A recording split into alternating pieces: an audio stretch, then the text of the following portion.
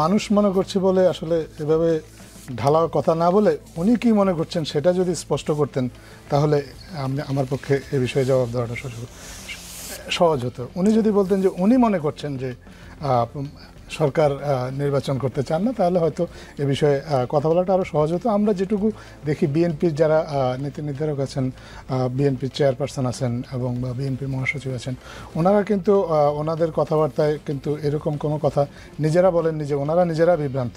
ওনারা বরাবর মানুষের কথা বলে বিষয়টা আরেক দিকে বা অন্যদের উপর দিয়ে ওনারা নিজেরা আসলে এক ধরনের দায় এড়ান বলে আমরা মনে করি। জি, রিফাত রশিদ। উপদেষ্টা আসিফ মাহমুদ তার বইতে লিখেছেন, শুনলাম হাসনাত আবদুল্লাহ ও সার্জিস আলম সেনাবাহিনীর গাড়িতে করে ক্যান্টনমেন্টে যাচ্ছে। শুনে আমার মনটা খুবই বিক্ষুব্ধ হয়ে উঠল। সঙ্গে সঙ্গে হাসনাত আবদুল্লাহকে ফোন করে বললাম, ক্যান্টনমেন্টে গেলে আপনাদেরও জাতীয় বেঈমান ঘোষণা করা হবে। আসিফ মাহমুদের বইয়ের লেখাটি নিয়ে আপত্তি জানিয়েছেন বৈষম্য বিরোধী আন্দোলনের সমন্বয়ক হাসনাত, পড়েছি তারা লিখেছেন। জি জি জি জি, দক্ষিণাঞ্চলের মুখপাত্র। এখানে ডেজিগনেশনটা ভুল লেখা আছে। আচ্ছা, যাই হোক, কমেন্ট করেছেন তিনি এবং কমেন্টে লিখেছেন, লাস্ট প্যারাটা fabricated, just distortion of history. আমরা ক্যান্টনমেন্টে যাওয়ার প্রশ্নই আসে না। কারণ বাজার থেকে জোনায়েদ সাকিব ভাই আমাদের গাড়িতে তোলেন, গাড়ি বিশ্ববিদ্যালয়ের দিকে যাচ্ছিল। আসিফ প্রথমে কল দিয়ে বলে এএফপির অফিসে যেতে।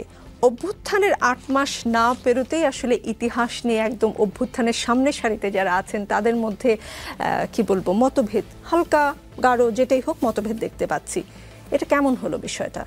আচ্ছা, যখন আসিফ মাহমুদ যিনি এই বইটা লিখেছেন তিনি কিন্তু একটা কথা স্পষ্টভাবে বলেছেন যে এইটা তার দৃষ্টিতে, সে যেভাবে জুলাই গণঅভ্যুত্থান দেখেছে এটা আসলে তার কথাবার্তা, সে যেভাবে আসলে দেখেছে। জুলাই গণঅভ্যুত্থানের প্রত্যেকটা মানুষের ইন্ডিভিজুয়াল একটা ইতিহাস আছে। দেখুন, জুলাই গণঅভ্যুত্থান পরবর্তী সময় আসিফ মাহমুদ এবং আমি রুমমেট ছিলাম।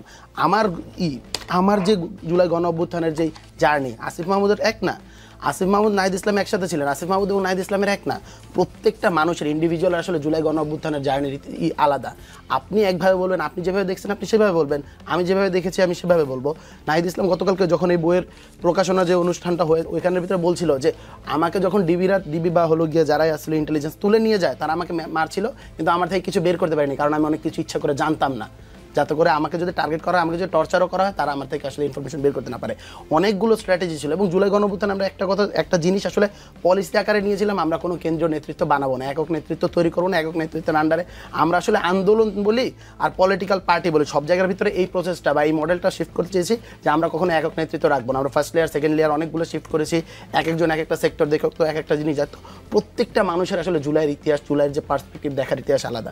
এই যে আপনারা যে বললেন যে আলী হাসান জোনায়েদরা বা রাফি সালমান রিফাতরা আসলে নতুন রাজনৈতিক দল খুলছেন, তারা আসলে নিজেদের মতো করে আসলে জুলাইয়ের ইতিহাস বর্ণনা করছেন বলে আসলে অনেকে বলছেন ফ্যাব্রিকেটেড। প্রত্যেকের আসলে জুলাইয়ের একটা আলাদা জার্নি আছে। আমরা একটা কথা সবার কাছে রিকোয়েস্ট করব বা বলবো, জুলাই গণ অভ্যুত্থান নিয়ে আপনি যখন যে ইতিহাসটাই যারাই লিখবেন তারা যাতে এখানের ভিতরে সত্য হয়।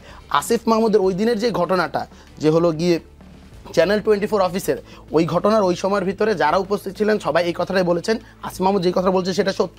কারণ টিভি ক্যামেরা যখন দেখতেছিলেন যে হাসনাত সার্জিসরা হলো গিয়ে সেনাবাহিনীর কাছে জুনায়েদ সাকির সাথে হলো গিয়ে কোনো একটা দিকে যাচ্ছে, অবভিয়াসলি আপনি ওই সময়ের ভিতরে যখন কিনা সেনাবাহিনী আহ্বান করছে এবং আমরা বলছিলাম যে ক্যান্টনমেন্ট থেকে হলো গিয়ে দেশের ইতিহাস রচিত হবে না, বাংলাদেশের ইতিহাস, বাংলাদেশের মানুষের ভাগ্য নির্ধারিত হবে জনতার মঞ্চ থেকে।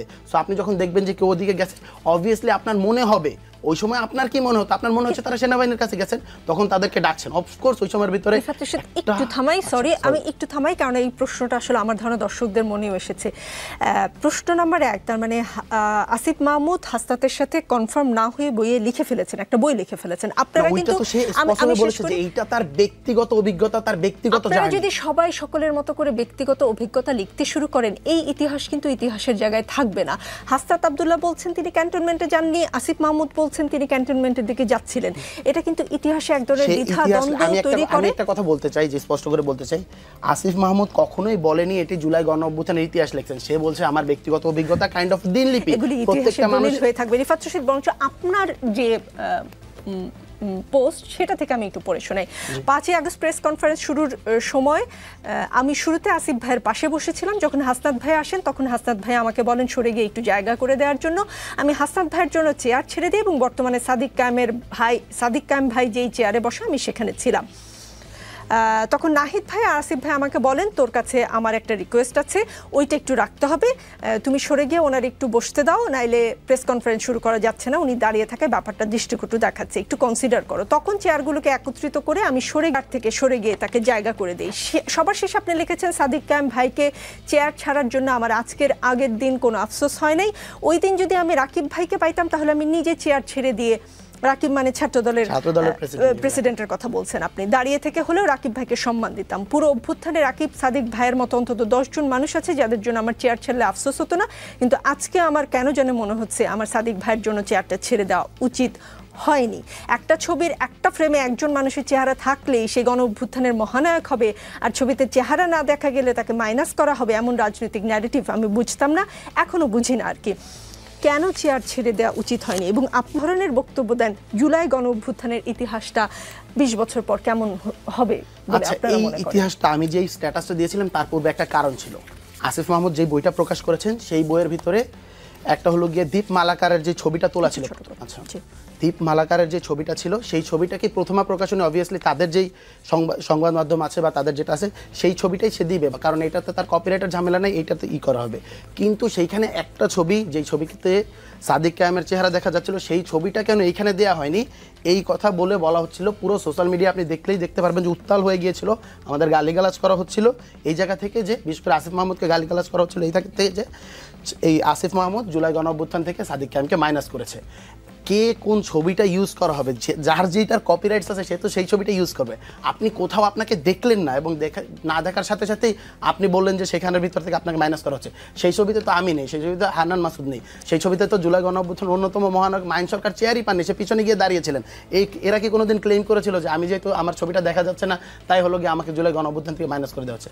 আমরা মনে করি যে যেহেতু হলো সাদিক কায়েমকে আসলে আমরা 5 আগস্টের আগে সেভাবে মিডিয়ার সামনে দেখতে পাইনি, সো এই জন্যই আর কি, যেহেতু ওই দিনই আসলে তার যে প্রথম অ্যাড্রেস করা হয়েছিল এই জিনিসটাকে তারা, আপনাদের মহাসচিব মির্জা ফখরুল ইসলাম সাহেবের পাশেই গোলাম পরোয়ার সাহেব বসা, তিনি আজকে বলেছেন অবিলম্বে জাতীয় নির্বাচনের রোডম্যাপ ঘোষণা করা উচিত।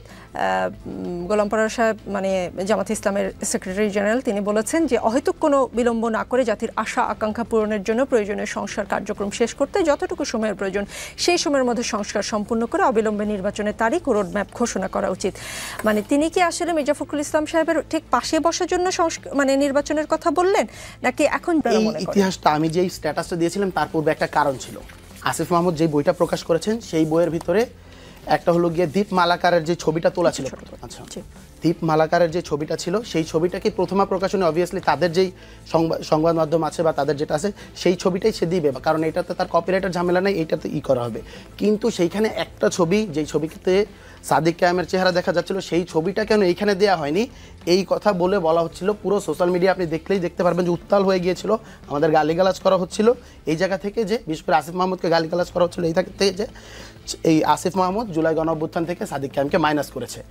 কে কোন ছবিটা ইউজ করা হবে, যার যেটার কপিরাইটস আছে সে তো সেই ছবিটা ইউজ করবে। আপনি কোথাও আপনাকে দেখলেন না, এবং না দেখার সাথে সাথেই আপনি বললেন যে সেখানের ভিতর থেকে আপনাকে মাইনাস করা হচ্ছে। সেই ছবিতে তো আমি নেই, সেই ছবিতে হান্নান মাসুদ নেই, সেই ছবিতে তো জুলাই গণ অভ্যুত্থানের অন্যতম মহানায়ক মাইন সরকার চেয়ারই পাননি, সে পিছনে গিয়ে দাঁড়িয়েছিলেন। এরা কি কোনোদিন ক্লেম করেছিল যে আমি যেহেতু আমার ছবিটা দেখা যাচ্ছে না তাই হলো গিয়ে আমাকে জুলাই গণ অভ্যুত্থান থেকে মাইনাস করে দেওয়া হচ্ছে? আমরা মনে করি যে যেহেতু হলো সাদিক কায়েমকে আসলে আমরা 5 আগস্টের আগে সেভাবে মিডিয়ার সামনে দেখতে পাইনি, সো এই জন্যই আর কি, যেহেতু ওই দিনই আসলে তার যে প্রথম অ্যাড্রেস করা হয়েছিল এই জিনিসটাকে তারা, আপনাদের মহাসচিব মির্জা ফখরুল ইসলাম সাহেবের পাশেই গোলাম পরোয়ার সাহেব বসা, তিনি আজকে বলেছেন অবিলম্বে জাতীয় নির্বাচনের রোডম্যাপ ঘোষণা করা উচিত। গোলাম পরোয়ার সাহেব মানে জামাত ইসলামের সেক্রেটারি জেনারেল, তিনি বলেছেন যে অহেতুক কোনো বিলম্ব না করে জাতির আশা আকাঙ্ক্ষা পূরণের জন্য প্রয়োজনীয় সংস্কার কার্যক্রম শেষ করতে যতটুকু সময়ের প্রয়োজন সেই সময়ের মধ্যে সংস্কার সম্পূর্ণ করে অবিলম্বে নির্বাচনের তারিখ ও রোডম্যাপ ঘোষণা করা উচিত। মানে তিনি কি আসলে মির্জা ফখরুল